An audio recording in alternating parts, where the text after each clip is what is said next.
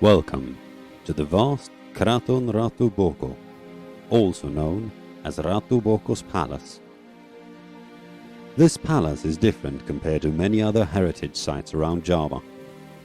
While the majority of the heritage sites are temples or shrines, this place is more of a ruin than anything else.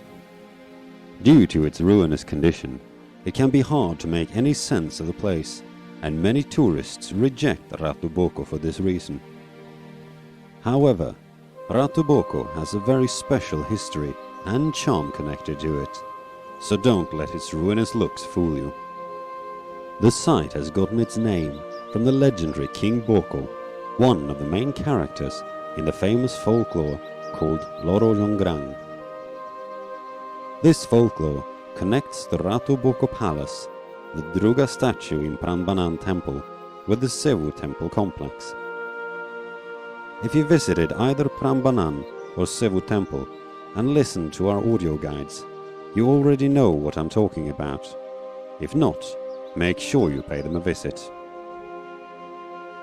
Ratu Boko was built during the reign of a descendant of the Salandras dynasty, one of the most powerful kingdoms of ancient Java. Exactly when the Ratu Boko was built is hard to say, but inscriptions mention it being occupied as early as in the 8th century. The exact purpose of Ratu Boko is also hard to say. Some different theories have evolved, the most recognized one being that Ratu Boko was in fact a fortified monastery. Inscriptions tell us that the palace initially was named Abhayagiri Vihara, which literally means monastery on a peaceful hill, which supports the theory that it was built for seclusion purposes and focused on spiritual life. Throughout Ratu Boko, you can find both Hindu and Buddhist symbols.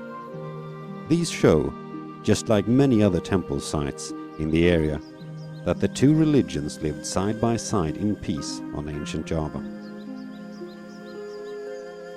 As you've probably already seen, Ratu Boko is built on a high plateau, divided into several terraces.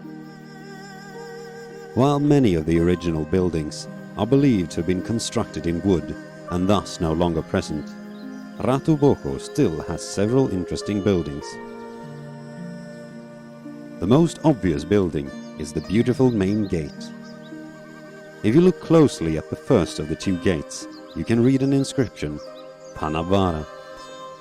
This word was inscribed by one of the lieges of the time with the intention of legitimizing his authority, as well as to give power to the gate.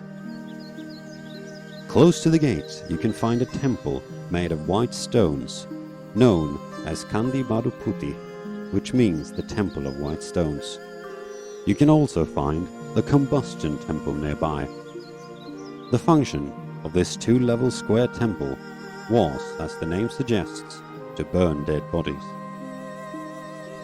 If you do some exploring on your own, you can also find several smaller temples, meditation caves, as well as ponds made for bathing. One particular pool, which is more like a well, within the bathing place is considered sacred by Hindu people and is called Amerta Mantana. It is believed that the water of Amerta brings luck for anyone who uses it. Hindu people still use it to this very day during the Tavur Agung ceremony. This is a purification ceremony which takes place one day before Nyepi, the Hindu New Year. Due to its location on a plateau, many spots in the Ratu Boko area will give you a great panoramic view of the Prambanan Temple with Mount Merapi in the background. Many say that the great thing about Ratu Boko is that it's such a calm and peaceful place. Somehow the spirit of the old monastery still surrounds this beautiful place.